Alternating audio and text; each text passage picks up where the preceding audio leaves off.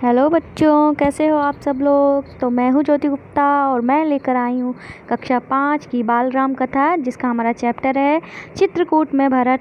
Chapter शुरू करने से पहले कुछ इम्पॉर्टेंट बात है, वो सुन लीजिए, फिर चैप्टर शुरू करते हैं। तो भाई हमें बताना ये है कि आजकल हमारे चैनल पे ना बम्पर ऑफ़र चल रहा है, जिसमें आपको क्या करना है, आपको सिर्फ 1 महीने तक हमारे चैनल को ज़्यादा से ज़्यादा शेयर करना है। एक दिन में कम से कम 15 लोगों को शेयर करना है, 15 ग्रुप्स में शेयर करना है। इससे कम मत करिएगा, इससे कम करेंगे तो आप रैंकिंग में नहीं आएंगे। जो टॉप 10 लोग होंगे जिन्होंने 30 जुलाई तक सबसे ज़्यादा शेयर किए होंगे, उनको ये गिफ्ट्स दिए जाएंगे। और आपको बता दें, इसका जो रिज़ल्ट होगा वो 5 अगस्त को घोषित किया जाएगा। बस इतनी सी जानकारी देनी है, और बाकी की जो डिटेल होगी वो चैप्टर के बाद में बताई जाएगी, ठीक है ना। तो बच्चों, उम्मीद है आपको सबको समझ में आ गया होगा। तो अपना चैप्टर जो है चित्रकूट में भरत, इसको शुरू करते हैं। तो अब आगे की कहानी ये है कि भरत केकई राज्य में थे, अपनी ननिहाल में। अयोध्या की घटनाओं से सर्वथा अनभिज्ञ, मतलब उन्हें कुछ नहीं पता था इस बारे में जो जो उनके घर में हो रहा था। वे चिंतित थे। उन्होंने एक सपना देखा था, पर उसका अर्थ पूरी तरह से समझ नहीं पा रहे थे। संगी साथियों के साथ बातचीत में उन्होंने कहा, मैं नहीं जानता कि उसका अर्थ क्या है, पर सपने से मुझे डर लगने लगा है। मैंने देखा कि समुद्र सूख गया, चंद्रमा धरती पर गिर पड़े, वृक्ष सूख गए, एक राक्षसी पिता को खींच कर लिए जा रहे हैं। वे रथ पे बैठे हैं, रथ गधे खींच रहे हैं। जिस समय भरत मित्रों को अपना ये सपना सुना रहे थे, ठीक उसी समय अयोध्या से घुड़सवार दूत वहाँ पहुँचे। घुड़सवारों ने छोटा रास्ता चुना था। जल्दी पहुंचने के लिए भरत को संदेश मिला। वे तत्काल अयोध्या जाने के लिए तैयार हो गए। ननिहाल में भरत का मन नहीं लग रहा था, उछट गया था। वे अयोध्या पहुंचने को उतावले थे। केकई राज ने भरत को विदा किया, 100 रथों और सेना के साथ। उन्हें घुड़सवारों से अधिक समय लगा, लंबा रास्ता पकड़ना पड़ा। सेना और रथ खेतों से होकर नहीं जा सकते थे। वे 8 दिन बाद अयोध्या पहुँचे, नदी पर्वत लांघते, थके हुए और चिंतित। भरत ने अयोध्या को दूर से देखा। नगर उन्हें सामान्य नहीं लगा, बदला सा लग रहा था। अनिष्ट की आशंका उनके मन में और गहरी हो गई। यह मेरी अयोध्या नहीं है, क्या हो गया है इसे, उन्होंने पूछा। सड़कें सूनी हैं, बाग बगीचे उदास हैं, सब लोग कहाँ गए? वह तुमुल नाद कहाँ है? पक्षी भी कलरव नहीं कर रहे। इतनी चुप्पी क्यों? किसी ने भरत के प्रश्नों का उत्तर नहीं दिया। नगर पहुँचते ही भरत सीधे राजभवन गए, महाराज दशरथ के प्रासाद की ओर। महाराज वहाँ नहीं थे। फिर वे केकई के महल की ओर बढ़े। कहाँ बढ़े? अपनी माँ की ओर बढ़े। माँ ने आगे बढ़कर पुत्र को गले लगा लिया, परंतु भरत की आंखें पिता को ढूंढ रही थीं। उन्होंने माँ से पूछा, पुत्र तुम्हारे पिता चले? उन्होंने माँ से पूछा तो माता ने क्या कहा? पुत्र तुम्हारे पिता चले गए हैं, वहाँ जहाँ एक दिन हम सबको जाना है। उनका निधन हो गया है। भरत यह सुनते ही शोक में डूब गए, पछाड़ खाकर गिर गए, विलाप करने लगे। माँ केकई ने उन्हें उठाया, ढांढस बंधाया, कहा, उठो पुत्र, यशस्वी राजकुमार शोक नहीं करते। तुम्हारा इस प्रकार दुखी होना उचित नहीं है, राजगुणों के विरुद्ध है।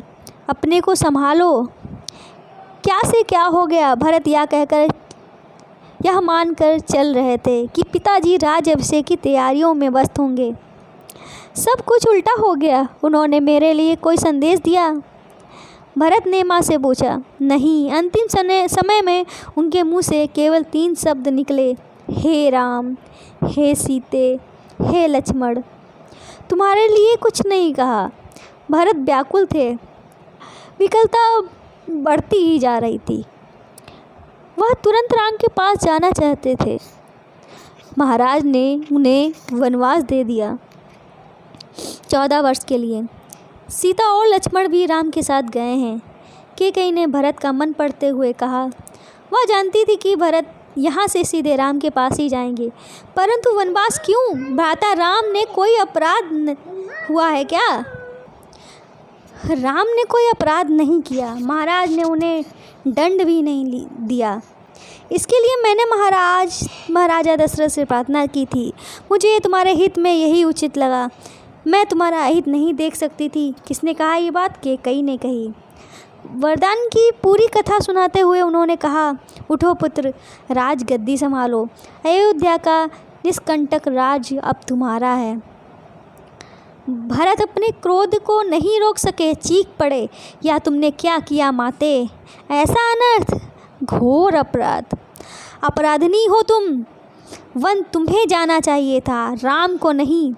मेरे लिए यह राज अर्थहीन है। पिता खोकर, भाई से बिछड़कर, नहीं चाहिए मुझे ऐसा राज्य। इसी बीच मंत्रीगण और सभासद भी वहाँ आ गए। भरत बोलते रहे, तुमने पाप किया है माते। इतना साहस तुम में कैसे आया? किसने तुम्हारी बुद्धि भ्रष्ट की? उल्टा पाठ किसने पढ़ाया? यह अपराध अक्षम्य है। मैं राजपद नहीं ग्रहण करूँगा। तुमने ऐसे कैसे सोचा? सभासदों की ओर और मुड़ते हुए भरत ने हाथ जोड़कर कहा, आप भी सुन लें। मेरी माँ ने जो किया है उसमें मेरा कोई हाथ नहीं है। मैं राम की सौगंध खाकर कहता हूँ, मैं राम के पास जाऊँगा, उन्हें मनाकर लाऊंगा, प्रार्थना करूँगा कि वे गद्दी संभालें। मैं दास बन के रहूँगा। भरत बहुत उत्तेजित हो गए, स्वयं पर नियंत्रण नहीं रख सके। बोलते बोलते उनकी सांस उखड़ने लगी। वे चकराकर धरती पर गिर पड़े। सुध बुध लौटी तो भरत यानी कौशल्या के महल की ओर चल पड़े। उनसे लिपट कर बच्चों की तरह बिलख कर रोए। उनके चरणों में गिर पड़े। कौशल्या आहत थी। उन्होंने कहा, पुत्र, तुम्हारी मनोकामना पूरी हुई। तुम जो चाहते थे हो गया। राम अब जंगल में हैं। अयोध्या का राज तुम्हारा है। मुझे बस एक दुख है, कैकेयी ने राज लेने का जो तरीका अपनाया वह अनुचित था, निर्मम था। तुम राज करो पुत्र, पर मुझ पर एक दया करो, मुझे मेरे राम के पास भिजवा दो। भरत ने रानी कौशल्या से क्षमा मांगी, सफाई दी। रानी कैकेयी के व्यवहार पर ग्लानि व्यक्त की। कहा, राम मेरे प्रिय अग्रज हैं, मैं उनका अहित सोच भी नहीं सकता। मैं निरपराध हूँ। कौशल्या ने भरत को क्षमा कर दिया, उन्हें गले से लगा लिया। भरत सारी रात फूट फूट कर रोते रहे। सुबह तक शत्रुघ्न को पता चल गया था कि कैकेयी के कान किसने भरे। मंथरा अयोध्या के घटनाक्रम से घबरा गई, छिप गई। कुछ दिनों से उसे किसी ने नहीं देखा। भरत और शत्रुघ्न राम को वापस लेने पर मंत्रणा कर रहे थे। तभी शत्रुघ्न की दृष्टि बचकर निकलती मंथरा पर पड़ी। उन्होंने लपक कर उसके बाल पकड़कर खींच लिए। खींचते हुए भरत के सामने लाए। भरत को दासी की भूमिका बताई। शत्रुघ्न उसे जान से मार देने पर उद्यत थे। भरत ने बीच बचाव किया। मुनि वशिष्ठ अयोध्या के राज सिंहासन रिक्त नहीं देखना चाहते थे। खाली सिंहासन के खतरों से वे परिचित थे। उन्होंने सभा बुलाई। भरत और शत्रुघ्न को आमंत्रित किया। भरत से कहा, वत्स, तुम राजकाज संभाल लो। पिता के निधन और बड़े भाई के वनगमन के बाद यही उचित है। भरत ने महर्षि का आग्रह अस्वीकार कर दिया। बोले, मुनिवर, यह राज्य राम का है, वही इसके अधिकारी हैं। मैं यह पाप नहीं कर सकता। हम सब वन जाएंगे, राम को वापस लाएंगे। वन जाने के लिए सभी तैयार थे। भरत ने सबके मन की बात कही थी। सबकी इच्छा थी कि राम अयोध्या वापस लौट के आए। अगली सुबह भरत सभी मंत्रियों और सभासदों के साथ वन चले गए। गुरु वशिष्ठ साथ थे, नगरवासी भी थे। गुरु वशिष्ठ साथ थे, नगरवासी भी थे। अयोध्या की चतुरंगणी सेना थी ही। राम तब तक गंगा पार कर चित्रकूट पहुंच गए थे। वहाँ एक आश्रम था, महर्षि भारद्वाज का। गंगा यमुना के संगम पर राम आश्रम में नहीं रहना चाहते थे, ताकि महर्षि को असुविधा ना हो। महर्षि ने उन्हें एक पहाड़ी दिखाई, सुंदर स्थान, सुरम्य दृश्य, पर्णकुटी वहीं बनाई गई। भरत को सूचना मिल गई थी कि वे चित्रकूट ही आ रहे थे। पूरे दल बल के साथ सेना के चलने से आसमान धूल से अट गया। हर ओर कोलाहल। वे श्रृंगवेरपुर पहुँचे। निषाद राजगुह को सेना देखकर कुछ संदेह हुआ। कहीं राजमद में आकर भरत राम पर आक्रमण करने तो नहीं जा रहे हैं। यही स्थिति का पता चला तो उन्होंने भरत की अगवानी की। गंगा पार करने के लिए देखते देखते 500 से नावें जुटा दी। रास्ते में मुनि भारद्वाज का आश्रम पड़ा। उन्होंने भरत को राम का समाचार दिया। वह मार्ग दिखाया जिधर राम से गए। वह पहाड़ी दिखाई जहाँ राम ने पर्णकुटी बनाई। अयोध्यावासियों ने रात आश्रम में ही बिताई, इस संतोष के साथ कि राम अब दूर नहीं हैं। आगे जंगल घना था। सेना चली तो वन में खलबली मच गई। जानवर इधर उधर भागने लगे। पक्षियों ने अपना बसेरा छोड़ दिया। छोटी वनस्पतियां सेना के पांव तले कुचल गईं। बड़े वृक्ष थरथरा उठे। राम और सीता पर्णकुटी में थे। लक्ष्मण पहरा दे रहे थे। कोलाहल उन्होंने भी सुना। वे एक ऊंचे पेड़ पर चढ़ गए देखने के लिए कि मामला क्या है। लक्ष्मण ने देखा कि विराट सेना चली आ रही है। सेना का ध्वज जाना पहचाना था। अयोध्या की सेना थी। वे उत्तर की ओर से आगे बढ़ रहे थे। लक्ष्मण ने पेड़ से ही चीख कर कहा, भैया भरत सेना के साथ इधर आ रहे हैं। लगता है वे हमें मारना चाहते हैं ताकि एक छत्र राज कर सके। रामकुटी से बाहर आए। उन्होंने लक्ष्मण को समझाया, भरत हम पर हमला नहीं करेगा, कभी नहीं। वह हम लोगों से भेंट करने आ रहा होगा। राम ने कहा, भेंट के लिए सेना के साथ आने का औचित्य। दो भाइयों के मिलन में सेना का क्या काम। लक्ष्मण असक्त नहीं थे। वे सेना पर आक्रमण करना चाहते थे। राम ने उन्हें रोक दिया। यहाँ पे जैसे कि ये पहाड़ी है, पहाड़ी के इस साइड ये सेना आ रही है। यहाँ पे ये लक्ष्मण देख रहे हैं, ठीक है, ये ठीक है। और सेना खड़ी हुई है। भरत जी हैं, राम जी की खड़ाइयों हाथ में लिए हुए। फिर आगे क्या हुआ। वीर पुरुष धैर्य का साथ कभी नहीं छोड़ते। कुछ समय प्रतीक्षा करो। इस प्रकार का उतावलापन उचित नहीं है। भरत ने सेना पहाड़ी के नीचे रोक दी। नगरवासियों से भी वहीं ठहरने को कहा। कोलाहल थम गया। उसकी जगह पुनः वन की नैसर्गिक शांति ने ले ली। भरत ने पहाड़ी को प्रणाम किया। शत्रुघ्न को साथ लेकर नंगे पांव पर चढ़े। पांवों की गति अचानक बढ़ गई। भाई से मिलने की उत्कंठा में वे और प्रतीक्षा नहीं कर सकते थे। पहाड़ी पर दूर से उन्हें एक छवि दिखी। वह राम थे, शिला पर बैठे हुए। पास ही सीता और लक्ष्मण बैठे थे।